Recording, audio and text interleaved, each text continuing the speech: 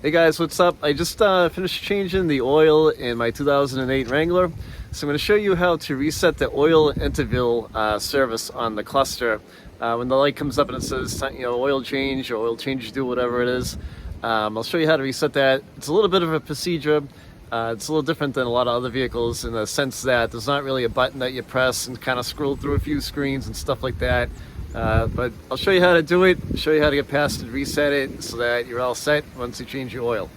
Before we get started, remember to subscribe to the channel, ring the bell, and subscribe to all of our notifications. That way you'll get a heads up when we upload a new video.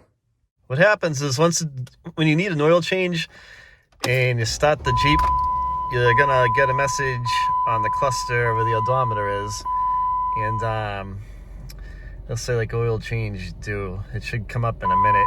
There it says change oil. So if you've changed your oil, a lot of people don't know how to reset this so that message goes away. But I'll show you right now is how to get rid of that.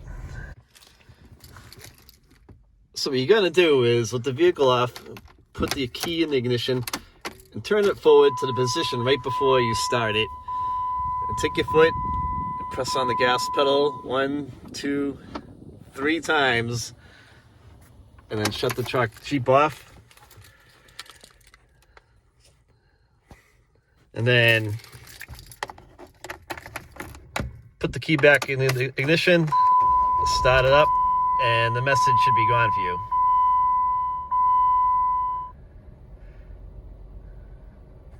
And see, it's gone.